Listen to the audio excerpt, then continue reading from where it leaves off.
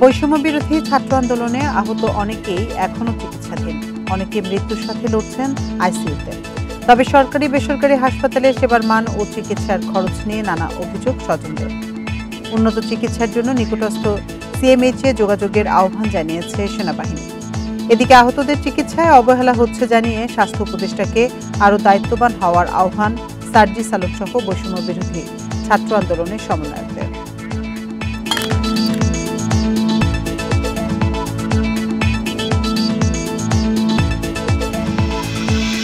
আর এ নিয়ে প্রতিবেদন থাকছে সংবাদের মূল আয়োজনে। আমন্ত্রণ জানাচ্ছি সকাল ৯টায় বিরতিহীন ইন্ডিপেন্ডেন্ট সংবাদে। আপনাদের সাথে আছি আমি আতিফ আঞ্জুমান। শুরুতেই জানিয়ে দেব শিরোনামগুলো। দুর্নীতিবাজদের হাতে রেকর্ড পরিমাণ কালো টাকা উদ্ধারে শিগগির অভিযানে নামছে সেনাবাহিনী।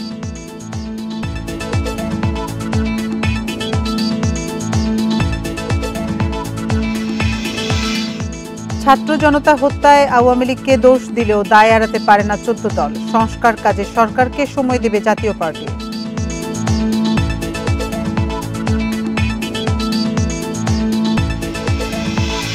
বৈষম্য বিরোধী ছাত্র আন্দোলনের কমিটি বিন্যস্ত হল ৪ শাখায়। হাসনাত সার্জিস সহ ১৮ জন প্রোগ্রাম ইমপ্লিমেন্টেশন উইংয়ে।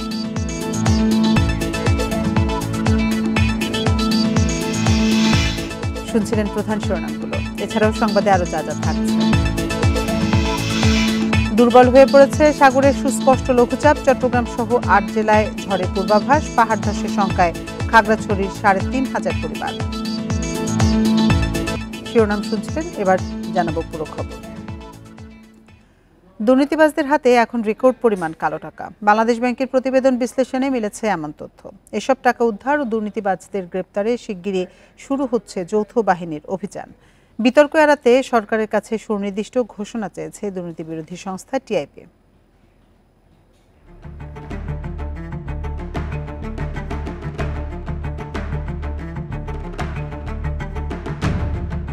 গত শুক্রবার সাবেক সচিব শাহ কামালের মোহাম্মদপুরের বাসায় মেলে বস্তা ভর্তি টাকা, ছিল বৈদেশিক মুদ্রাও। আওয়ামী লীগ সরকারের পতনের দিন ঝালকাঠিতে আমির হোসেন আমুর বাসায়ও মেলে কোটি টাকা।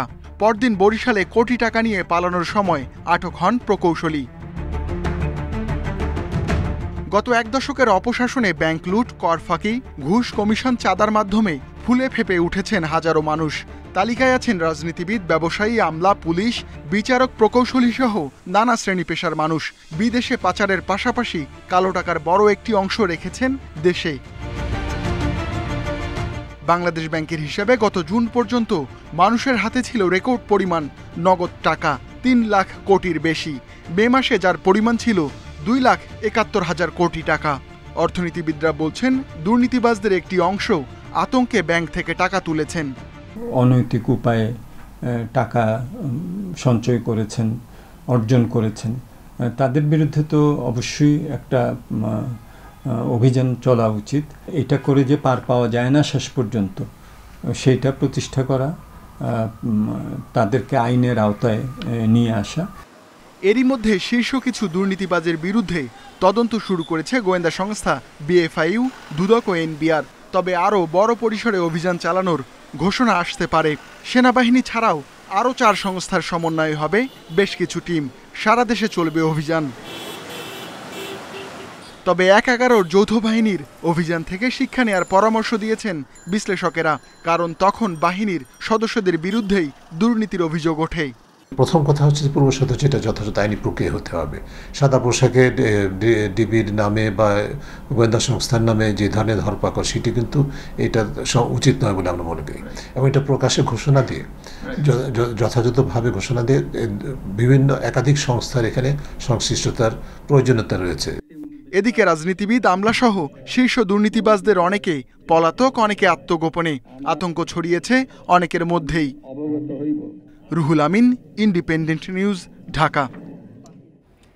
ছাত্র আন্দোলনে অগণিত হতাহতের দায় এড়াতে পারে না ১৪ দলের শরিকরা, মানছেন জোট নেতাদের কেউ আবার এককভাবে দায় দিচ্ছেন আওয়ামী লীগের ওপর।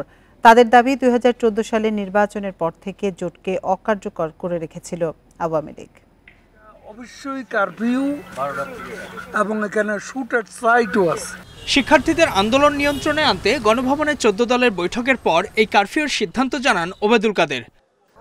এর আগে জোট নেতাদের সঙ্গে প্রায় 5 ঘন্টা বৈঠক করেন শেখ হাসিনা। এরপরই কারফিউ ভেঙে আন্দোলন আরও জোরালো করে শিক্ষার্থীরা। পুলিশের বন্দুকের সামনে বুক চিতিয়ে লড়াই করে তারা। মৃত্যুর মিছিলে সামিল হয় শত শত ছাত্র জনতা। জানিয়ে দেশ বিদেশে ওঠে সমালোচনার ঝড়। প্রশ্ন উঠেছে, এত মৃত্যুর দায় আওয়ামী লীগের পাশাপাশি 14 দলীয় জোট শরিকরা এড়াতে পারে কিনা। আমরা 14 দলের জোট আছি, তাই তো আছি নাই, বা আরেকটু ওয়াচ করে আমাদের বক্তব্য আমরা পলিটিক্স করি, জনগণকে ফেস করতে হবে, কথার কাজে মিল রাখতে হবে। আমি তো বলি নাই 14 দল খারাপ করছে, এটা বলছি না, বা তাদের সমস্ত করছে, প্রধানমন্ত্রী গায়না করছে, আমরা কিছু জানি না। কিন্তু 14 দলের প্রাসঙ্গিকতা আছে, প্রাসঙ্গিকতা আছে, তো প্রমাণ হয় নাই। বড় দলের নেতারা কোথায় এখন? 5 আগস্ট শেখ হাসিনার দেশ ছাড়ার পর থেকে আওয়ামী লীগের পাশাপাশি আত্মগোপনে 14 দলের নেতারাও কেউ কেউ বন্ধ রেখেছেন মুঠোফোনও। 14 দলের শরিক তরিকত ফেডারেশনের চেয়ারম্যান নজিবুল বাশর মাইজ ভান্ডারির দাবি, আওয়ামী লীগ ক্ষমতার জন্য 14 দলকে ব্যবহার করেছে। এই লাশগুলির দায়ভার অবশ্যই আওয়ামী লীগের সরকারকে নিতে হবে এবং আওয়ামী লীগকে নিতে হবে। এতগুলি লাশের দায়ভার কাঁধে নিয়ে আওয়ামী লীগ নেতৃত্বাধীন 14 দলের চলতে থাকার কোনো কারণ নেই বা প্রশ্নই ওঠে না। এটা একটা ধর্মীয় দল, তো স্বাভাবিক টুপিদারি ব্যবহার করলে সবচেয়ে সহজ না। হেফাজতের সাথে তখন আমার সম্পর্ক ভালো, যেটা তারা করে নাই, এটা আমরা করি নাই নিশ্চয়ই, কিন্তু এক সময় তো উনি ব্যবহার করছিলেন তাদের বিরুদ্ধে আমাকে। তার দাবি, আওয়ামী লীগ প্রতিশ্রুতি রক্ষা না করায় গত নির্বাচন থেকে সরে দাঁড়ায় Tariqat federation. Ijajur Rahman, independent news, Dhaka. এখনই জাতীয় নির্বাচন চায় না জাতীয় পার্টি। দলের চেয়ারম্যান জিএম কাদের বলেন, সংস্কারের জন্য অন্তর্বর্তী সরকারকে যতদিন ইচ্ছা সময় দেওয়া উচিত, কারণ রাষ্ট্র ও সংবিধান সংস্কার না করে নির্বাচন দিলে আবারও আওয়ামী লীগের মতো স্বৈরাচারী সরকার গঠনের আশঙ্কা আছে বলে মনে করেন তিনি। ইন্ডিপেন্ডেন্ট টেলিভিশনকে এসব কথা বলেন তিনি। ছাত্র জনতার আন্দোলনের মুখে 5 আগস্ট পদত্যাগে বাধ্য হন শেখ হাসিনা। 8 আগস্ট ডক্টর মোহাম্মদ ইউনূসের নেতৃত্বে গঠিত হয় অন্তর্বর্তী সরকার। জাতীয় পার্টির চেয়ারম্যান বলছেন, এই সরকারের কাছে জনগণের প্রত্যাশা অনেক, তাই তড়িঘড়ি করার কিছু নেই। সংবিধান সংস্কার না করলে পুরনো রাজনীতি ফিরে আসবে বলে মনে করেন তিনি। নির্বাচিত সরকার হলেই গণতান্ত্রিক সরকার হয় না, এটা আমরা অতীতে অনেকবার প্রমাণ পেয়েছি। আমাদের সংবিধান স্বৈরতান্ত্রিক সরকার গঠন করার জন্য উপযুক্তভাবে তৈরি করা হয়েছে এবং তাকে বিভিন্নভাবে সংশোধন করে ওই দিকেই নেওয়া হয়েছে। ওইটা থেকে যতদিন পর্যন্ত আমরা সংশোধন না করব, ততদিন দেশে নির্বাচিত সরকার গণতান্ত্রিকভাবে চালাবে এই ধরনের প্রতিশ্রুতি কেউ দিতে পারবে বলে আমি মনে করি না। জিএম কাদের আরও বলেন, এখনই নির্বাচন নিয়ে ভাবছে না জাতীয় পার্টি। রাষ্ট্রের আমূল পরিবর্তনের জন্য অনির্ধারিত সময় দিতেও রাজি তারা। অন্তর্বর্তীকালীন সময় সরকারকে আমি কোনো ডেফিনিট টাইম বেঁধে দিতে চাই না। তার কারণ হলো, আমি মনে করি এনারা যে প্রত্যাশা পূরণ করার কথা বলে এসছেন, এটা যদি ওরা সঠিক পথে পূরণের দিকে যান বেশ সময় লাগতে পারে। আমি মনে করি এটা 2 বছরের বেশি লাগতে পারে। ফলে আমরা চাই যে এই সিস্টেমগুলোকে আগে ঠিক করা হোক, তার জন্য যতদিন সময় লাগে আমি মনে করি ততদিন দেওয়া উচিত। অন্তর্বর্তী সরকার এখন পর্যন্ত যেসব পদক্ষেপ নিয়েছে সেগুলোতে সমর্থন দিয়েছেন জিএম কাদের। আমি কাজের মূল্যায়ন ভালো করছি। আমরা যেগুলো আশা করছিলাম মোটামুটি সবই চলছে সেভাবে। কাজে আমরা আশাবাদী যে সরকার যেভাবে চালাচ্ছেন ভালো চলছে। Mahmudul Hasan, independent news, Dhaka. Quota সংস্কার আন্দোলনে যেসব ছবি সামাজিক যোগাযোগ মাধ্যমে ঝড় তুলেছে, তার মধ্যে অন্যতম প্রিজন ভ্যানের সামনে এক তরুণীর রুখে দাঁড়ানোর দৃশ্য। বিশ্ববিদ্যালয়ের বড় ভাইকে বাঁচাতে দুঃসাহসিক সেই দৃশ্যের জন্ম দেন নুসরাত। সব ধরনের অপরাজনীতির প্রভাবমুক্ত দেশ করার স্বপ্ন শিক্ষার্থীদের চোখে। 31 জুলাই বৈষম্য বিরোধী ছাত্র আন্দোলনের ডাকে সাড়া দিয়ে হাইকোর্ট এলাকায় মার্চ ফর জাস্টিস কর্মসূচিতে অংশ নেয় স্ট্যামফোর্ড বিশ্ববিদ্যালয়ের শিক্ষার্থীরা। ছিলেন আইন বিভাগের নূর হাসান, অণুজীব বিজ্ঞান বিভাগের নুসরাত নূর সহ অসংখ্য ছাত্রছাত্রী। হঠাৎই পুলিশের ধরপাকড় শুরু হয়। এ সময় বিশ্ববিদ্যালয়ের বড় ভাই নূর হাসানকে বাঁচাতে দুঃসাহসিক কাজ করেন নুসরাত। জীবন বাজি রেখে একাই দাঁড়িয়ে পড়েন প্রিজন ভ্যানের সামনে। যখন গাড়ি ছেড়ে দিচ্ছিলেন আর আমি ওখান থেকে ভাইকে নিতে দিব না, তাই আমি কোনো উপায় না পেয়ে গাড়ির সামনে দাঁড়িয়ে যাই। পরবর্তীতে ওখানে প্রায় 8-10 মিনিট অবস্থান করার পর যখন আমাকে ওখান থেকে সরাতে পারছিলেন না, পরবর্তীতে তিনি আবার লেডি পুলিশ কল করেন এবং ওখান থেকে আমাকে টেনে হিঁচড়ে নিয়ে যান। তবে নুসরাত সহ বাকিদের শত চেষ্টার পরও নূরকে আটক করে পুলিশ। প্রথমে রমনা ও পরে নেওয়া হয় শাহবাগ থানায়। যদিও শিক্ষার্থী ও বিশ্ববিদ্যালয় প্রশাসনের চাপে তাকে ছেড়ে দিতে বাধ্য হয় পুলিশ। আমার গলায় আইডি কার্ড দেখছেন কিংবা আমার মাথায় পতাকা দেখছেন, এই পতাকাটা বিগত 5 তারিখের আগে আমরা লাগিয়ে রাখতে পারতাম না। আমরা দিনে আন্দোলন করতাম, আন্দোলন আমরা আমাদের আইডি কার্ড এবং পতাকা আমরা পকেটে ঢুকিয়ে লুকিয়ে বাসায় যেতে হতো। ছাত্র আন্দোলনে গুরুত্বপূর্ণ ভূমিকা রাখে বেসরকারি বিশ্ববিদ্যালয়গুলো। এখন দীর্ঘদিনের অপরাজনীতির প্রভাব থেকে মুক্তি চান শিক্ষক শিক্ষার্থীরা। যেহেতু সরকার আওয়ামী লীগ সরকার ছিল, আমাদের অনেক শিক্ষকরা রাজনীতির সাথে ইনভলভ ছিল এবং আমাদের অনেক শিক্ষার্থীরা বিভিন্ন রাজনৈতিক মহানগর বা থানা পর্যায়ে ছিল। গবেষণা বলেন, পড়াশোনা বলেন, শিক্ষক নিয়োগ বলেন, বেতন ভাতা, এগুলো যেন কোনো রকম কালো ছায়া বা প্রভাবমুক্ত থাকুক, যেটা এর আগে আমরা ভুক্তভোগী ছিলাম, বাট এখন আমরা চাচ্ছি যে সংস্কারটা ভালো মতন হোক। নুসরাত ও নূরের বিরচিত সেই মুহূর্ত স্মরণে ক্যাম্পাস এলাকায় গ্রাফিতি এঁকেছেন শিক্ষার্থীরা। ইকরামুল কবির, ইন্ডিপেন্ডেন্ট নিউজ, ঢাকা। কোটা আন্দোলন ও সরকার পতনে নেতৃত্ব দেয়া বৈষম্য বিরোধী ছাত্র আন্দোলন প্ল্যাটফর্মকে পুনর্গঠন করতে নতুন 4টি কমিটি গঠন করা হয়েছে। এগুলো হলো organizing wing, programme implementation wing, media and communication wing ও অথরাইজেশন উইং। সোমবার বিকেলে ছাত্র আন্দোলনের অন্যতম সমন্বয়ক আব্দুল হান্নান মাসুদ এক বিজ্ঞপ্তিতে একথা জানান। এতে বলা হয়েছে, আগে গঠিত সমন্বয়ক কমিটিগুলো বহাল থাকবে, তবে নতুনভাবে সব কমিটি পুনর্গঠন করা হবে। সমন্বয়ক হাসনাত আব্দুল্লাহ ও সার্জিস আলম সহ 18 জনকে যুক্ত করা হয়েছে প্রোগ্রাম ইমপ্লিমেন্টেশন উইংয়ে। 3 সদস্য বিশিষ্ট মিডিয়া অ্যান্ড কমিউনিকেশন উইং গঠন করা হয়েছে। এছাড়া আন্দোলনের অথরাইজেশন কমিটিতে রয়েছেন সার্জিস আলম ও আবু বাকের মজুমদার।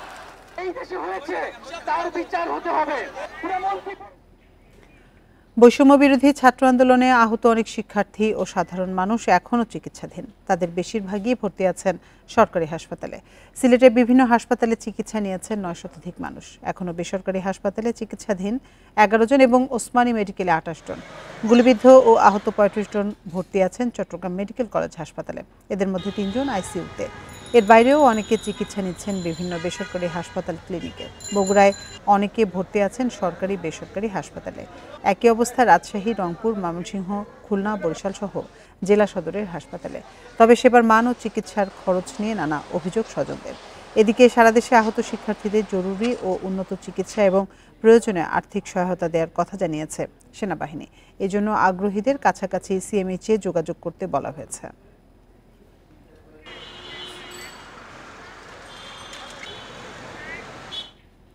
এ নিয়ে আরো জানাতে রাজশাহী এবং খুলনা থেকে আমাদের সাথে যোগ দিচ্ছেন সহকর্মীরা। শুরুতে যাচ্ছে রাজশাহীতে, সেখানে আছেন সহকর্মী মোস্তাফিজুর রহমান। মোস্তাফিজ, রাজশাহী মেডিকেলে এখন পর্যন্ত কতজন শিক্ষার্থী বা আহত যারা হয়েছেন তারা ভর্তি আছেন, আর চিকিৎসা সেবা নিয়ে তারা কি বলছেন?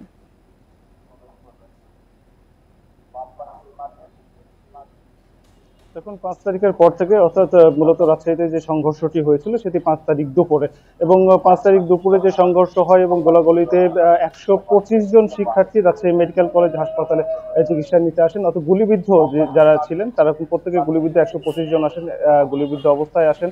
এর মধ্যে মুমূর্ষু একজন ছিলেন, একজন মারা গেছেন, এবং তারপরে একজন শিক্ষার্থী ছিলেন অর্থাৎ রাইহান আলী, তিনি আইসিইউতে থাকার আইসিইউতে 3 দিন থাকার পরে তিনি মারা গেছিলেন। কিন্তু এখন পর্যন্ত রাজশাহী মেডিকেল কলেজ হাসপাতাল যে বিষয়টি জানিয়েছে যে এই যে আহত যে গুলিবিদ্ধ যারা শিক্ষার্থীরা এসেছিলেন তাদের চিকিৎসার জন্য দুটি কেবিন করা হয়েছে এবং সেখানে তাদের চিকিৎসা দেওয়া হচ্ছে। এখন পর্যন্ত 5 জন এখন চিকিৎসা নিচ্ছেন, বাকি সবাই তারা চিকিৎসা নিয়ে ফিরে গেছেন যে যার মতো করে।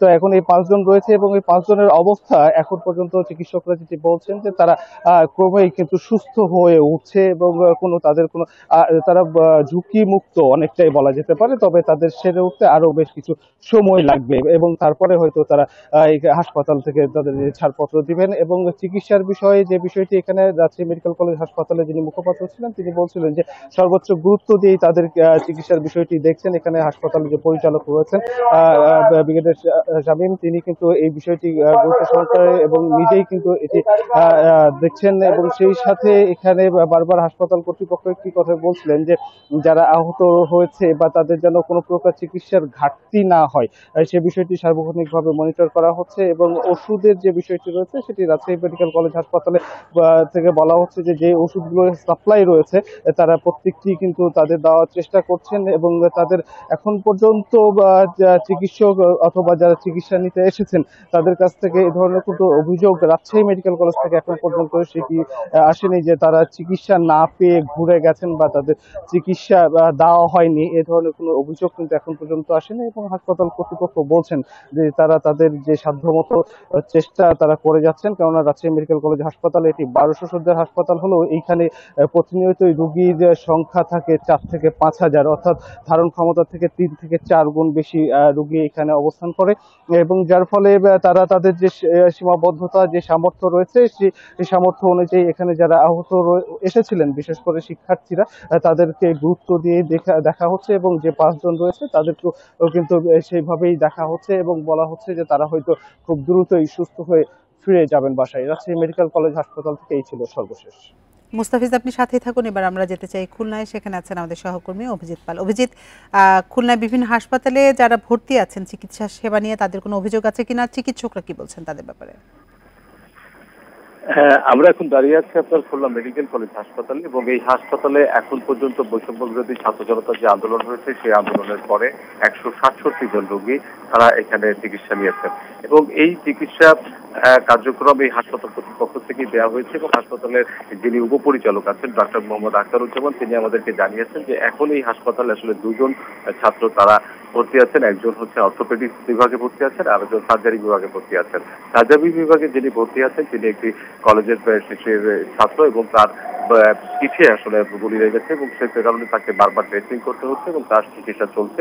তিনি বলছেন যে প্রথম দিকে আসলে এই যে যারা আহত ছাত্র জনতা আসছিলেন তাদেরকে তাদের যে চিকিৎসা ব্যয় সেই চিকিৎসা ব্যয় তারা নিজেরাই ব্যয় করেছেন, কিন্তু পরবর্তীতে আসলে তাদের যে চিকিৎসা ব্যয় রয়েছে সেই চিকিৎসা ব্যয়গুলো হাসপাতালের পক্ষ থেকে দেওয়া হচ্ছে। আমরা এর পাশাপাশি বৈষম্য বিরোধী ছাত্র জনতার যে আন্দোলন হয়েছে এবং এই ছাত্র জনতা আন্দোলনে যে সমস্ত ছাত্ররা ছাত্র সমন্বয় যারা এখানে নেতৃত্ব দিয়েছেন তাদের সঙ্গে আমরা কথা বলেছি। তারা বলছেন যে তারা আসলে এই যে আহত যারা ছাত্রছাত্রীরা রয়েছেন তাদের চিকিৎসার জন্য তারা কাজ করছেন এবং ইতিমধ্যে বাংলাদেশ নেভির পক্ষ থেকে যে তাদেরকে সহযোগিতা করা হচ্ছে যে সমস্ত রোগীকে আসলে খুলনা মেডিকেল কলেজ হাসপাতালে চিকিৎসা দেওয়া যাচ্ছে না বা এর থেকে আরো উন্নত চিকিৎসার জন্য তাদেরকে বাংলাদেশ নেভির যে এখানে হাসপাতাল রয়েছে সেই হাসপাতালেও নিয়ে যাওয়া হয়েছে বলে আমাদের পক্ষ থেকে সমন্বয়টা জানিয়েছেন এবং তারা আরো জানিয়েছেন যে তারা আরো একটি তালিকা করছেন যে সমস্ত আহত ছাত্রছাত্রী এবং জনতা রয়েছেন যাদেরকে আসলে উন্নত চিকিৎসার জন্য খুলনার বাইরে যাওয়া প্রয়োজন বা দেশের বাইরে যারা প্রয়োজন তারা তার একটি তালিকা কেন্দ্রের সঙ্গে সমন্বয় করে তৈরি করছেন এবং তাদেরকেও পরবর্তীতে এই বাইরে নিয়ে যাওয়া হবে এবং যাতে করে উন্নত চিকিৎসা তারা পান সেরকম ব্যবস্থা করা হবে। এর বাইরেও আমরা জানতে পেরেছি যে গত 2 তারিখে খুলনাতে যখন ছাত্র জনতার মিছিল হয় এবং সেই মিছিলে যখন পুলিশ গুলি করে এবং সেই সময় খুলনার একটি বেসরকারি বিশ্ববিদ্যালয়ের একজন শিক্ষার্থী তিনি গুলিবিদ্ধ হন এবং তার 2 চোখ আহত হয় এবং সেই ছেলেটির এখনো পর্যন্ত বাস হচ্ছে এখনো পর্যন্ত নষ্ট অবস্থায় রয়েছে এবং তাকে উন্নত চিকিৎসার জন্য দেশের বাইরে যেতে হবে। সাধারণ ছাত্রছাত্রী এবং পরিবারের পক্ষ থেকে আসলে চেষ্টা করা হচ্ছে যে তাকে যত দ্রুত সম্ভব বাইরে উন্নত চিকিৎসার জন্য নিয়ে যাওয়ার জন্য এবং সেই জন্য তারা কেন্দ্রীয় যারা সমন্বয়ক আছেন তাদের সাথেও সমন্বয় করছেন। এখন মূলত আসলে খুলনা মেডিকেল কলেজ হাসপাতালে মাত্র 2 জন রোগী আছে আর বাকিরা এখান থেকে চিকিৎসা নিয়ে প্রাথমিক চিকিৎসা নিয়ে এবং চিকিৎসা নিয়ে সুস্থ হয়ে এখান থেকে ফিরে গেছেন বলে আমাদেরকে এখানকার চিকিৎসকরা জানিয়েছেন এবং সাধারণ ছাত্রছাত্রীরা তাদের বলছেন যে তাদের আন্দোলনে যারা আহত হয়েছেন সেই আন্দোলনে যারা সব থেকে বেশি আহত হয়েছেন বা যাদেরকে বাইরে যেতে হবে তার তালিকা তারা এখন তৈরি করছেন। অভিজিৎ, আপনি আরো তথ্য সংগ্রহ করুন, আমরা পরবর্তীতে আবার আপনার সাথে যোগাযোগ করব। রাজশাহী এবং খুলনা থেকে জানাচ্ছিলেন আমাদের সহকর্মীরা। ছাত্র আন্দোলনে আহতদের চিকিৎসায় এখন অবহেলা হচ্ছে জানিয়ে স্বাস্থ্য উপদেষ্টাকে আরও দায়িত্ববান হওয়ার আহ্বান জানিয়েছেন বৈষম্য বিরোধী ছাত্র আন্দোলনের সমন্বয়করা। সোমবার রাতে রাজধানীর জাতীয় অর্থোপেডিক হাসপাতালের সামনে সংবাদ সম্মেলনে সার্জিস আলম সহ সমন্বয়করা এই আহ্বান জানান। স্বাস্থ্য উপদেষ্টা দায়িত্ব পালনে অপারগ হলে সেটা স্বীকার করে নেওয়ার আহ্বানও জানান তারা। এখনও আহত নিহতদের তালিকা না হওয়া, তহবিল গঠন, যথাযথ চিকিৎসা না পাওয়া সহ নানা বিষয়ে ক্ষোভ জানান তারা। প্রয়োজনে প্রতিটি হাসপাতালে টিম গঠন করে দ্রুত চিকিৎসা দেওয়ার পরামর্শ দেন। এছাড়া বিভিন্ন হাসপাতালে সমন্বয়ক পরিচয় দিয়ে চিকিৎসকদের হেনস্থা ও নানা বিষয়ে চাপ দেওয়ার ঘটনা ঘটছে জানিয়ে এ বিষয়ে সবাইকে সতর্ক থাকতে বলেন ছাত্র আন্দোলনের সমন্বয়করা। তারা আসলে যখন কোনো একটা জিনিস করছেন না, আপনারা যখন প্রশ্ন করছেন, তখন তারা এরকম বিভিন্ন পথের উত্তর দিচ্ছেন ওই দায়কে এড়িয়ে যাওয়ার জন্য। আমরা আমাদের জায়গায় স্পষ্ট করে বলি, তারা আমাদের সহযোগিতা চাইলে নিতে পারে, কিন্তু তাদেরকে দ্রুততম সময়ের মধ্যে এটি প্রকাশ করে তাদের জন্য যে ব্যবস্থাগুলো নেওয়া দরকার সেগুলো তাদেরকে নিতে হবে। অন্তত 25 জেলায় ডিসি পদে পরিবর্তন আনছে সরকার। নতুন জেলা প্রশাসক নিয়োগ দিতে পরীক্ষার মাধ্যমে 25 জন উপসচিবকে এরই মধ্যে নির্বাচন করা হয়েছে। দায়িত্বে থাকা ডিসিদের প্রত্যাহার কার্যক্রম ও নতুন ডিসি নিয়োগ আজই শুরু হতে পারে জানিয়েছেন সংশ্লিষ্ট কর্মকর্তারা।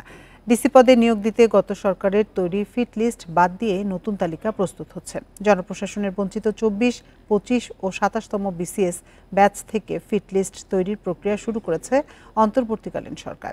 এদের মধ্যে 25 জন উপসচিবকে ডিসি পদে নিয়োগের জন্য সোমবার সন্ধ্যায় মৌখিক পরীক্ষা নেওয়া হয়। মন্ত্রিপরিষদ বিভাগ ও জনপ্রশাসন মন্ত্রণালয় থেকে জানা গেছে, বৈষম্য বিরোধী ছাত্র আন্দোলনের সময় গণবিরোধী ভূমিকা নেয়া বিভিন্ন জেলার ডিসিদের প্রত্যাহার করা হচ্ছে। এর মধ্যে তাদের চিহ্নিত করা হয়েছে। গণ অভ্যুত্থানে নেতিবাচক কর্মকাণ্ডে জড়িত ডিসির সংখ্যা 25 থেকে 35 জন বলে হতে পারে বলে জানা গেছে।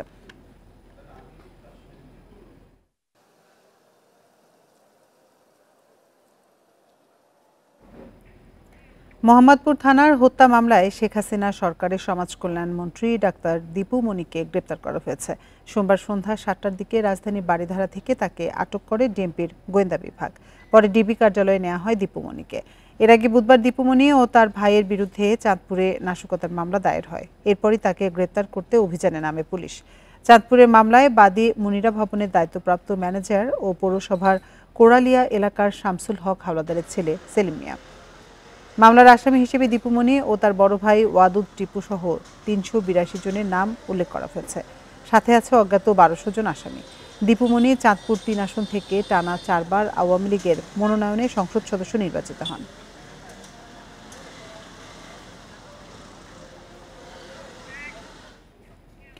মোহাম্মদপুর থানায় করা হত্যা মামলায় সাবেক ক্রীড়া উপমন্ত্রী আরিফ খান জয়কে গ্রেপ্তার করেছে পুলিশ। সোমবার রাতে ধানমন্ডি এলাকা থেকে তাকে গ্রেপ্তার করা হয়।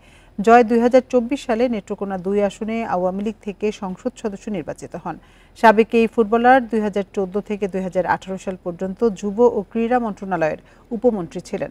দ্বাদশ সংসদ নির্বাচনে নৌকা প্রতীক না পেয়ে স্বতন্ত্র প্রার্থী হলেও জিততে পারেননি। সরকার পতনের পর একের পর এক মামলা হচ্ছে, গ্রেপ্তার করা হচ্ছে সাবেক মন্ত্রী এমপিদের। তারই ধারাবাহিকতায় গ্রেপ্তার হলেন আবাহনী, মোহামেডান ও মুক্তিযোদ্ধা সংসদ ক্লাবের এক সময়কার এই ফুটবলার।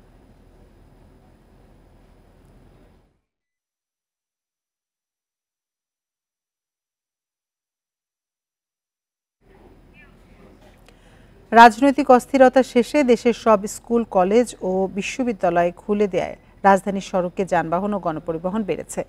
কোনো কোনো এলাকায় সৃষ্টি হচ্ছে যানজট, এতে ভোগান্তিতে পড়েছেন অফিসগামীরা। রাজধানীর রামপুরার আজকের সড়কের চিত্র আমরা দেখব ড্রোন ক্যামেরার মাধ্যমে, আর মগবাজার থেকে জানাবেন সহকর্মী খালেদ রায়হান। খালেদ, আমরা ড্রোনের মাধ্যমে রামপুরার সড়কের চিত্র দেখছি। তো রামপুরার প্রগতি সড়কে থেমে থেমে কিছু এলাকায় যানজট দেখা যাচ্ছে, বিস্তারিত কি আছে আপনার কাছে জানাবেন? আমি রয়েছি একেবারেই মগবাজার যে গোল চত্বরটা রয়েছে সেখানে, এবং এখানেও কিন্তু একই চিত্র দেখতে পাচ্ছি যে যেহেতু একেবারেই অফিস টাইম, থেমে থেমে কিন্তু গাড়ি চলছে, কিছুটা সিগন্যাল রয়েছে এবং কিছুটা যানজট রয়েছে বলা যায়। যেমনটি বলছিলেন যে দীর্ঘ সময় সকল প্রকার স্কুল, কলেজ, শিক্ষা প্রতিষ্ঠান বন্ধ থাকার পরে এই সপ্তাহ থেকেই সবকিছু চালু হয়েছে। তারই ধারাবাহিকতা আমরা দেখতে পাচ্ছি সকাল 8টা, 8:30টার পর থেকেই সড়কে গাড়ির চাপ রয়েছে। নিশ্চয়ই দেখতে পাচ্ছেন যে মগবাজার যে গোল চত্বরটি রয়েছে, যেখান থেকে বলা যায় যে 4টি সড়কের যে মোড় এটি রয়েছে, এখানে কিন্তু প্রত্যেকটি সড়কে আমরা দেখতে পাচ্ছি যে যানজট রয়েছে এবং একটি সিগন্যাল ছাড়ার পরে অন্য একটি সিগন্যাল ছাড়তে প্রায় 4 থেকে 5 মিনিট করে সময় নিচ্ছে এবং প্রত্যেকটি সড়কে কিন্তু গাড়ির চাপ রয়েছে।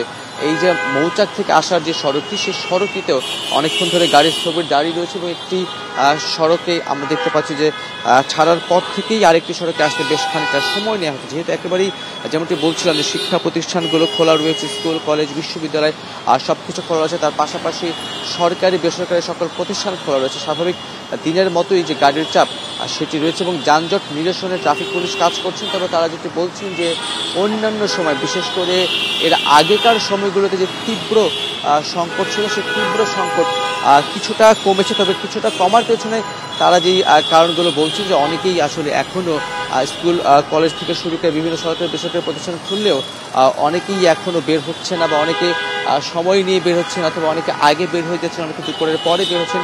এই নানা কিছু কারণে কিছুটা অসহনীয় যে যানজট, সে অসহনীয় যানজটের কথা ট্রাফিক পুলিশও বলছেন যে তারা কিন্তু গত কয়েকদিনে দেখছে না, যেহেতু গত এই সপ্তাহের আগের সপ্তাহেও শিক্ষা প্রতিষ্ঠানগুলো বন্ধ ছিল, যার ফলে সেই চাপ তখন একেবারেই কমছে। তারপরে যে চাপ হুট করে বেড়ে যাওয়া, সেই হুট করে চাপটি বাইরে, তবে সড়কে কিছুটা বলা যায় যে যানজট রয়েছে, তবে অসহনীয় যানজটটি একেবারেই নেই। শিক্ষা প্রতিষ্ঠান যেহেতু খুলে গেছে, এছাড়া সরকারি বেসরকারি প্রতিষ্ঠানও খুলে গেছে, সব মিলিয়ে বলা যায় যে আমি রাজধানীর বেশ কয়েকটি এলাকা ঘুরে এই জায়গাটিতে এসে সব জায়গায় কিন্তু একই চিত্র যে থেমে থেমে যানবাহন কিন্তু চলছে।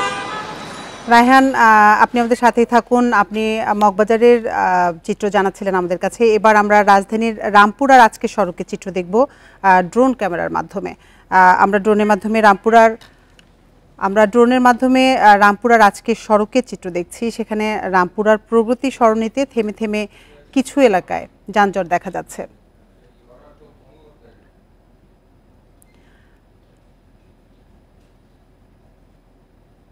হাতিরঝিল থেকে বাংলাদেশ টেলিভিশনের দিকে যে ইউলিপটি যায়, আমরা সেখানে দেখতে পাচ্ছি বেশ যানজট দেখা যাচ্ছে সেই ইউলিপটিতে।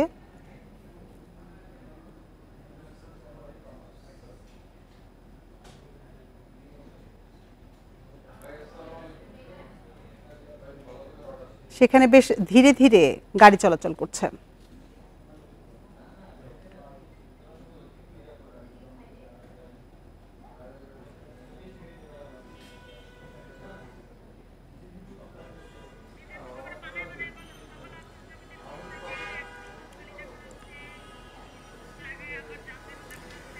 আমরা বাংলাদেশ টেলিভিশন ভবনের সামনের সড়কটিতে দেখতে পাচ্ছি সেখানে গাড়িগুলো ধীর গতিতে চলছে, যানজট না থাকলেও গাড়ির সংখ্যা দেখা যাচ্ছে সড়কে বেশ ভালোই আছে। এর আগে আমরা দেখতে পেয়েছিলাম যে ওই সড়কে বেশ যানজট ছিল এবং অফিসগামীরা বেশ ভোগান্তিতে পড়েছিলেন। সকালবেলা স্কুল অফিস একসাথে থাকায় এই সড়কগুলোতে বেশ যানজটের তৈরি হয়।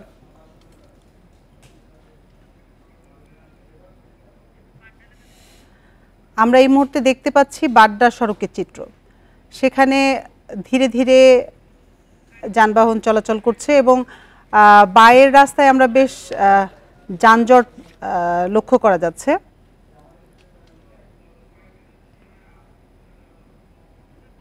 তবে গত কয়েকদিনের তুলনায় আজকে যানজট বেশ কম দেখা যাচ্ছে তুলনামূলকভাবে।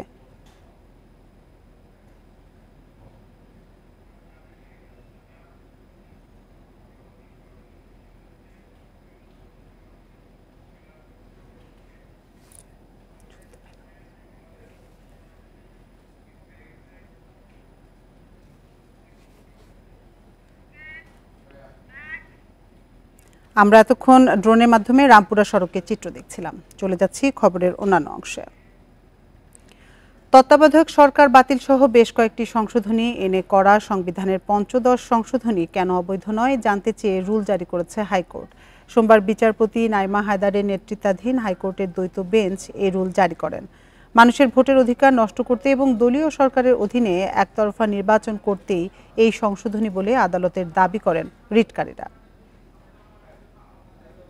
সংবিধানের বিতর্কিত ১৫তম সংশোধনীর মাধ্যমে বেশ কয়েকটি বিষয় সংযোজন ও বিয়োজন করা হলেও সবচেয়ে আলোচনায় ১৩তম সংশোধনীর মাধ্যমে যুক্ত হওয়া তত্ত্বাবধায়ক পদ্ধতি বাতিল করা।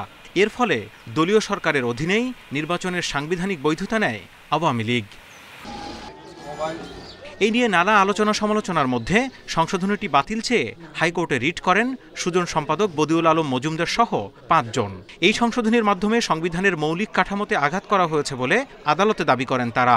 সোমবার ওই রিটের শুনানি শেষে কেন সংশোধনীটি সংবিধানের সাথে সাংঘর্ষিক নয় এবং অবৈধ হবে না তা জানতে চেয়ে রুল দেন হাইকোর্ট। ত্রয়োদশ সংশোধনীতে একটা মামলা হয়েছিল অ্যাপিলেট ডিভিশন, যেখানে বলেছিল পরবর্তী দুটো সংসদ নির্বাচন তত্ত্বাবধায়ক সরকারের অধীনে হতে হবে, কিন্তু সেই আদেশ আপিলের ডিভিশনের আদেশ অমান্য করে পঞ্চদশ সংশোধনী আনা হয়। কাজে আপনি যখন তত্ত্বাবধায়ক সরকার ব্যবস্থা বাতিল করলেন, আপনি অবাধ নিরপেক্ষ নির্বাচনের সুযোগটা নষ্ট করে দিলেন।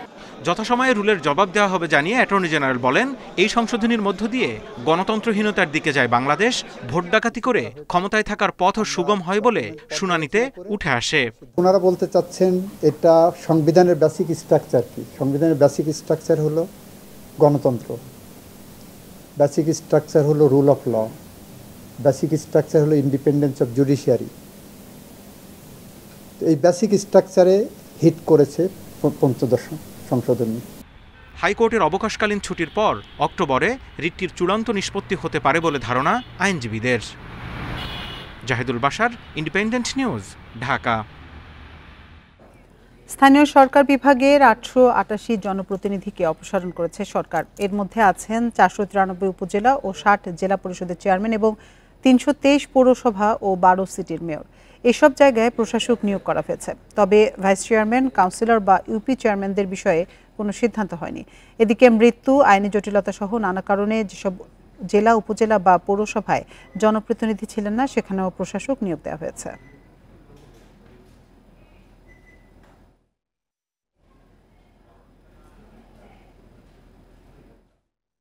ছাত্র জনতার আন্দোলনে 5 আগস্ট শেখ হাসিনা প্রধানমন্ত্রীর পদ ত্যাগ করে দেশ ছাড়ার পর আত্মগোপনে চলে যান আওয়ামী লীগের অনেক জনপ্রতিনিধি। এ পরিস্থিতিতে জেলা, উপজেলা পরিষদ, সিটি কর্পোরেশন ও পৌরসভার কার্যক্রম চালু রাখতে বিকল্প ব্যবস্থা নিল সরকার।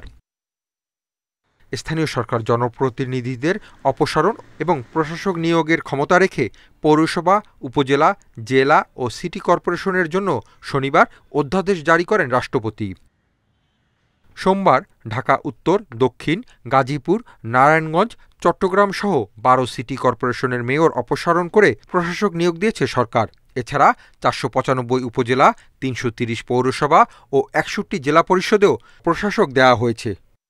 সচিবালয়ে স্থানীয় সরকার উপদেষ্টা এএফ হাসান আরিফ জানান, ছাত্র জনতা যে কারণে আন্দোলন করেছে তারই ধারাবাহিক প্রকাশ এটি। তবে ইউনিয়ন পরিষদ চেয়ারম্যানদের এখনই অপসারণ করা হচ্ছে না। লোকাল গভর্নমেন্টকে একটা পরিচ্ছন্ন করার একটা প্রচেষ্টা, যেটা হচ্ছে প্রত্যেকেরই প্রত্যাশা। সবগুলোতে আমরা ওই প্রশাসন থেকে দেওয়া হয়েছে এই কারণে যে বাইরে থেকে লোক নিতে গেলে স্বাভাবিকভাবে প্রশ্ন আসবে কে কেমন, কার চিন্তাধারা কীরকম। এটা একটা বিরাট প্রক্রিয়া, যেটা অনেক ডিলেড প্রক্রিয়া। যদি অ্যাডমিনিস্ট্রেটর থাকে, কাউন্সিলররা কি দায়িত্ব পালন করবেন কি করবেন না, এটা এখন তাদের ব্যাপার। জন্ম, মৃত্যু নিবন্ধন সহ অন্যান্য দৈনন্দিন কাজ এবং গ্রামীণ পর্যায়ের উন্নয়ন কার্যক্রম চালু রাখতেই সরকার ব্যবস্থা নিয়েছে বলে জানান তিনি। Hasib Mahmud Shah, independent news, Dhaka. আবু সাইদ হত্যাকাণ্ডের সঙ্গে যারা জড়িত তাদের দিয়ে তদন্ত সম্ভব নয়, পুলিশকে ঢেলে সাজানোর পরামর্শ নাগরিক ঐক্যের সভাপতি মাহমুদুর রহমান মান্নার। সোমবার রংপুরে নাগরিক ঐক্যের কর্মী সমাবেশে একথা বলেন তিনি। সমাবেশে তিনি আরও বলেন, অন্তর্বর্তীকালীন সরকারের ওপর আস্থা রাখা জরুরি, যেহেতু কিছুদিন আগেই দেশে রক্তপাত হয়েছে, তাই ভোটের এখন প্রয়োজন নেই। রাষ্ট্র সংস্কার করতে এই সংস্কারের যত সময় লাগে এই সরকারকে দিতে হবে। এছাড়া নতুন বাংলাদেশ গড়তে ক্ষমতা বিকেন্দ্রীকরণ সহ সর্বত্র সংস্কার করতে হবে বলেও জানান তিনি। এ সময় তিনি পুলিশকে জনবান্ধব হয়ে কাজ করার পরামর্শ দেন। এইখানে যারা যারা আছেন তাদের কোনো রাষ্ট্র পরিচালনার অভিজ্ঞতা নেই, তারা কেউই রাজনীতিবিদ নন, ফলে তারা সব বিষয়ে রাজনৈতিকভাবে এবং প্রশাসনিকভাবে কতখানি মোকাবেলা করতে হবে এটা আমাদের দেখতে হবে। এই জন্য আমাদের যে সমর্থন সেটা নিরঙ্কুশ নয়, প্রস্তাবিত নয়, তবে এটা বলছি সমর্থনটা চালিয়ে যেতে চাই। কোটা সংস্কার আন্দোলনে নির্বিচার হত্যাকাণ্ডের অভিযোগে দল হিসেবে আওয়ামী লীগকে নিষিদ্ধ এবং নিবন্ধন বাতিলের দাবিতে হাইকোর্টে রিট হয়েছে। গতকাল দুপুরে মানবাধিকার সংগঠন সারদা সোসাইটির পক্ষে রিটটি দায়ের করা হয়। রিটে শেখ হাসিনার নামে থাকা সব প্রতিষ্ঠানের নাম পরিবর্তন এবং আওয়ামী লীগ সরকারের চুক্তিভিত্তিক নিয়োগ পাওয়া সব কর্মকর্তাকে বদলির আদেশ চাওয়া হয়েছে। একই সাথে দেশ সংস্কারে অন্তর্বর্তী সরকারের মেয়াদ সর্বনিম্ন 3 বছর করার দাবি জানিয়েছেন রিটকারী। পাশাপাশি বিদেশে পাচার করা টাকা ফেরত আনার উদ্যোগও চাওয়া হয়েছে।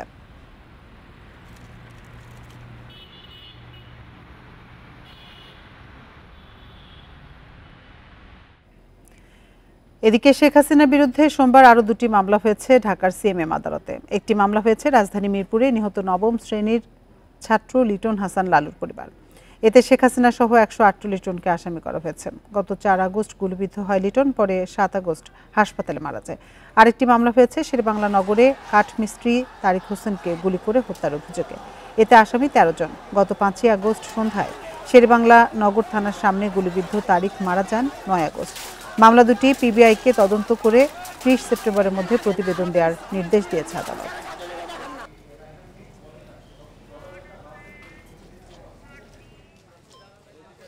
আওয়ামী সন্ত্রাসীদের গুলিতে আহত হয়।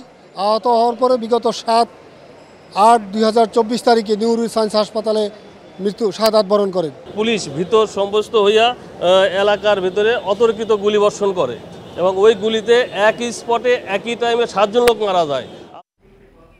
রাজশাহীতে ছাত্র আন্দোলনে আলী রায়হানকে হত্যায় সাবেক সিটি মেয়র সহ 50 জনের নাম উল্লেখ ও অজ্ঞাত 1200 জনকে আসামি করে মামলা হয়েছে।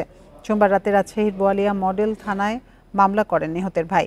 এজাহারে বলা হয়, গত 5 আগস্ট রাজশাহীর তালাইমারি এলাকা থেকে মিছিল নিয়ে সাহেববাজার আসলে সাবেক মেয়র লিটন সহ আওয়ামী লীগের নেতাকর্মীরা হামলা চালায়। এতে গুলিবিদ্ধ হন আলী রায়হান। পরে 8 আগস্ট সন্ধ্যায় রাজশাহী মেডিকেল কলেজ হাসপাতালে মারা যান তিনি। এ ঘটনায় সাবেক মেয়র AHM খায়রুজ্জামান লিটন সহ 50 জনের নাম উল্লেখ ও অজ্ঞাত 1200 জনকে আসামি করা হয়।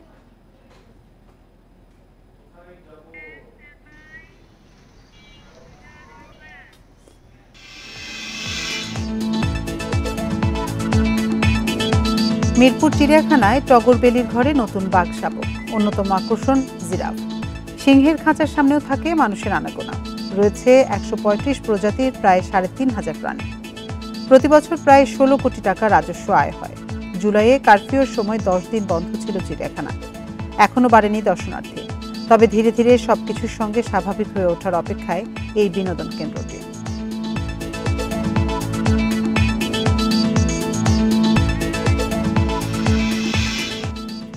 এ নিয়ে বিস্তারিত প্রতিবেদন থাকছে সংবাদের শেষ অংশে। চলে যাচ্ছি অন্যান্য খবরে। সরকারের আজ্ঞাবহ নয়, শিক্ষা, জ্ঞান ও আত্মমর্যাদার ভিত্তিতে বিশ্ববিদ্যালয়ের উপাচার্য নিয়োগ দিতে হবে। সোমবার বিকেলে ঢাকা বিশ্ববিদ্যালয়ে এক আলোচনা সভায় এমন বক্তব্য তুলে ধরে বিশ্ববিদ্যালয় শিক্ষক নেটওয়ার্ক। কেমন বিশ্ববিদ্যালয় চাই শীর্ষক এই সভায় শিক্ষকরা অভিযোগ করেন, বিগত সরকার বিশ্ববিদ্যালয়কে মেরুদণ্ডহীন প্রতিষ্ঠানে পরিণত করেছে। মাস্তান ছাত্র তৈরি করাই মুখ্য ছিল শেখ হাসিনা সরকারের। এছাড়া গেল 15 বছরে মেধার জোরে নয়, লেজুর বৃত্তির কোটায় অনেকেই শিক্ষক হয়েছেন। এমনকি শিক্ষার্থী ভর্তির ক্ষেত্রেও মেধার যাচাই হয়নি। এ অবস্থা থেকে মুক্তি পেতে বিশ্ববিদ্যালয়গুলোকে স্বাধীনভাবে চলতে দেওয়ার আহ্বান জানানো হয়। তুলে ধরা হয় 9টি প্রস্তাব।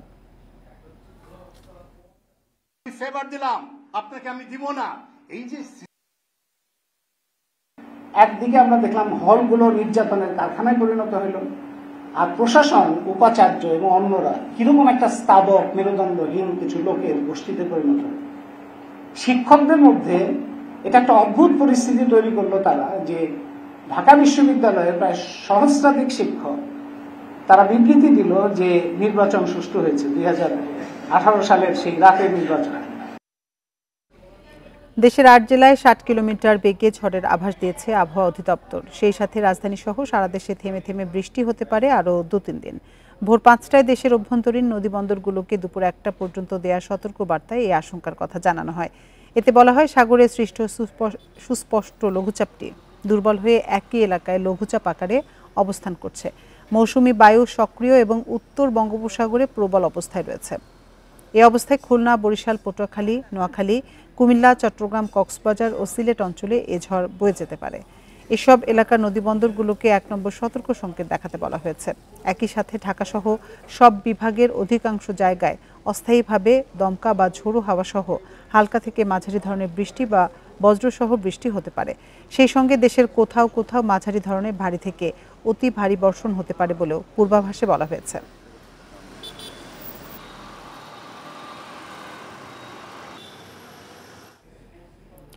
খাগড়াছড়িতে পাহাড় ধসের শঙ্কায় রয়েছে প্রায় 3500 পরিবার। এরই মধ্যে পাহাড়ের পাদদেশে ঝুঁকিপূর্ণভাবে বসবাসকারীদের সরে যাওয়ার নির্দেশ দিয়েছে প্রশাসন। পাহাড় ধসের সড়ক যোগাযোগ যাতে বিচ্ছিন্ন না হয় সেজন্য প্রস্তুত সড়ক ও জনপথ বিভাগ। টানা বর্ষণে পাহাড় ধসের শঙ্কা মাথায় নিয়ে খাগড়াছড়ির বিভিন্ন পাহাড়ের পাদদেশে ও পাহাড়ের ওপর বসবাস করছে প্রায় ৩৫০০ পরিবার। বৃষ্টি অব্যাহত থাকলে জেলার সবুজবাগ, শালবাগান, কলাবাগান সহ শহরতলির বিভিন্ন এলাকায় পাহাড় ধসের আশঙ্কা করছে প্রশাসন। পাহাড়ের পাদদেশে বসবাসকারীরা বলছেন, পুনর্বাসন না হওয়া সহ নানা কারণে অনেকটা বাধ্য হয়ে ঝুঁকিপূর্ণভাবে বসবাস করছেন তারা। ইদানিং খুব বেশি বৃষ্টি হইতেছে, ওদিক দিয়ে আমাদের এলাকার অনেক মানুষের পাহাড় মানে বাড়ির পাশের পাহাড়গুলো ভাঙা টিনের চালে পড়তেছে। গত বছর এই বর্ষাকালে আমাদের অধিকাংশ ঘরবাড়ি ভেঙে গেছে পাহাড় ধসে। এই বছর আমরা ঝুঁকিপূর্ণতা আছি। এদিকে খাগড়াছড়ির দীঘিনালা মারিশা সড়ক ও মহালছড়ি সিন্দুকছড়ি সড়কে পাহাড় ধস মোকাবেলায় প্রস্তুতি নিয়েছে সড়ক ও জনপথ বিভাগ। দুর্যোগ দেখা দিলে সার্বিক সহায়তায় প্রশাসনও প্রস্তুত। বিভিন্ন জায়গায় যে পাহাড় ধসের সম্ভাবনা আছে, তো সড়ক বিভাগের পক্ষ থেকে আমাদের মোটামুটি প্রস্তুতি আছে। তো আশা করি এ ধরনের কোনো পাহাড় ধসের যদি ঘটনা ঘটে অতি তাড়াতাড়ি আমরা আমাদের দিক থেকে যা যা প্রয়োজনীয় ব্যবস্থা নিতে পারবো। যারা ঝুঁকিপূর্ণ অবস্থায় রয়েছে তাদেরকে আমরা নিরাপদ আবাসস্থানে নিয়ে যাওয়ার জন্য সতর্ক করছি এবং সচেতনতা সৃষ্টি করছি। আমাদের পর্যাপ্ত আশ্রয় কেন্দ্র খোলা হয়েছে। পাহাড় ধসের ক্ষয়ক্ষতি কমাতে সড়ক ও জনপথ বিভাগ, ফায়ার সার্ভিস এবং প্রশাসনকে সমন্বিতভাবে কাজ করার আহ্বান স্থানীয়দের। Independent news. চট্টগ্রামের কর্ণফুলী নদী থেকে উদ্ধার হওয়া ১৫০ বছর পুরনো বাণিজ্যিক জাহাজে পুরনো মুদ্রাসহ ২ জন মানুষের হাড়গোড় মিলেছে। বন্দর কর্তৃপক্ষ বলছে, বন্দর চ্যানেলে ডুবে থাকা ব্রিটিশ আমলের জাহাজটি উদ্ধার করায় জাহাজ চলাচল নির্বিঘ্ন হবে। চট্টগ্রামে অন্তত ১৫০ বছর পুরনো ডুবে যাওয়া কার্গো জাহাজ উদ্ধারের ঘটনায় কয়েকদিন ধরেই ব্যাপক চাঞ্চল্য চলছে। প্রায় ৮ মাসের চেষ্টায় জাহাজ উত্তোলনকারী প্রতিষ্ঠান হীরামণি সালভেজ ব্রিটিশ আমলের জাহাজটি উদ্ধার করতে সক্ষম হয়। দিনরাত কাজ করে ৩০০ ফিট লম্বা ও ৩০ ফিট উচ্চতার জাহাজটি উদ্ধারের পর সেখানে পাওয়া গেছে ১৮৬২ সালের মুদ্রা। মিলেছে তামা, পিতল ও রূপার আসবাবপত্র সহ বিভিন্ন জিনিসপত্র। সন্ধান মিলেছে ২ জন ব্যক্তির হাড়গোড়েরও। কুইন এলিজাবেথ প্রিন্সেস, তার কুইন এলিজাবেথের কিছু কয়েন পেয়েছি, যেগুলো ভারত উপমহাদেশে তখন প্রচলিত ছিল। নদীর তলদেশে ৩০ ফিট মাটির নিচে দীর্ঘদিন পড়েছিল জাহাজটি। উপরে জমেছিল বালির আস্তরণ। ইঞ্জিল দেখলেই তো কওয়া যায় কত বছর আগের। তারপর আমরা এই জাহাজটার কারণে পাহাড় হয়ে গেছে আপনার কাঁচরা। এই কাঁচরা ফালাইয়া উদ্ধারকরণে আপনার অনেক হেভি ব্যয়বহুল খরচ হয়েছে। কর্তৃপক্ষ বলছে, জাহাজ উদ্ধারের ফলে কর্ণফুলী চ্যানেলে জাহাজ চলাচল নিরাপদ হওয়ার পাশাপাশি কমবে ড্রেজিং খরচ। এই র্যাকটা রিমুভাল করলে আমাদেরকে আর আমাদের খরচে এটা সিলটেশন করতে হয় না। এক্ষেত্রে আমরা আর্থিকভাবেও আমাদের অর্থ সাশ্রয় হয় এবং আমাদের চ্যানেলটাও নিরাপদ থাকে। ব্রিটিশ শাসনামলে বাণিজ্যিক কাজে চট্টগ্রামে এসে জাহাজটি ডুবে যায় বলে ধারণা করা হচ্ছে। Independent news. কারফিউ ও রাজনৈতিক অস্থিরতায় নেতিবাচক প্রভাব পড়েছে মিরপুর জাতীয় চিড়িয়াখানায়। সবকিছু প্রায় স্বাভাবিক হলেও এখনও জমে ওঠেনি রাজধানীর এই বিনোদন কেন্দ্রটি। কর্তৃপক্ষ বলছে, কারফিউয়ের সময় টানা ১০ দিন বন্ধ থাকায় প্রায় ২০ লাখ টাকার রাজস্ব হারিয়েছে চিড়িয়াখানা। টগর বেলির ঘরে আবারও এসেছে এক জোড়া বাঘ শাবক। এপ্রিলে জন্ম নেওয়া শাবকদের এরই মধ্যে প্রদর্শনীর জন্য খাঁচায় রাখা হয়েছে। গরাদের পরিবেশে ধীরে ধীরে নিজেকে মানিয়ে নিচ্ছে তারা। চিড়িয়াখানায় অন্যতম আকর্ষণ জিরাফ। মাঝ দুপুরে গরাদে খাবার এলে নড়ে চড়ে বসে জিরাফের দল। রাজনৈতিক অস্থিরতা শেষে ধীরে ধীরে স্বাভাবিক হচ্ছে চারপাশ। তবে মিরপুর চিড়িয়াখানায় এখনও দর্শনার্থীর আগমন বাড়েনি। এখন আর ভয় নেই, ভয় কেটে গেছে, জনজীবনও স্বাভাবিক হয়ে গেছে। আমরাও বাচ্চা কাচ্চাদেরকে নিয়ে একটু আপনার বিনোদনের জন্য চলে আসছি। টিকিট তেমন বিক্রি হয়নি, সেল হয়নি, লোকজন ভয়ে ঘর থেকে বেরোতে পারেনি। বিধায় হলো আমরা টিকিটটাও তেমন সেল করতে পারিনি, আমাদের জন্য দর্শনার্থী কম ছিল। সরকারের অনেক ক্ষতি হয়ে গেছে। জাতীয় চিড়িয়াখানা থেকে প্রতি বছর রাজস্ব আয় হয় প্রায় ১৬ কোটি টাকা। জুলাই কারফিউর সময় ১০ দিন বন্ধ ছিল চিড়িয়াখানা। সরকার পতনের পর সবকিছু স্বাভাবিক হলেও নিষ্প্রাণ এই বিনোদন কেন্দ্র। এই দর্শনার্থীর সংখ্যা অনেক কম হওয়ার কারণে এবং আমাদের চিড়িয়াখানা যে 10 দিন বন্ধ ছিল সেই কারণে গভর্নমেন্টের যে রেভিনিউ ইনকাম সেটি অনেকটা কমে গেছে। আমরা টোটাল যেটা চিন্তা হিসাব করেছি যে প্রায় 30-35 লক্ষ টাকার মতো গভর্নমেন্টের রেভিনিউ এখানে কম আহরিত হবে। মিরপুর জাতীয় চিড়িয়াখানায় 135 প্রজাতির প্রায় 3,500 প্রাণী আছে, তবে এখানে ধারণ ক্ষমতার চেয়ে প্রাণীর সংখ্যা প্রায় 500-রও বেশি। Shahriar Anirban, independent news, Dhaka. আর এই ছিল এখনকার সংবাদে। ইন্ডিপেন্ডেন্ট টেলিভিশনের সব খবরে বিস্তারিত জানতে চোখ রাখুন ফেসবুক, ইউটিউব এবং এক্সে। এতক্ষণ সাথে থাকার জন্য ধন্যবাদ সবাইকে।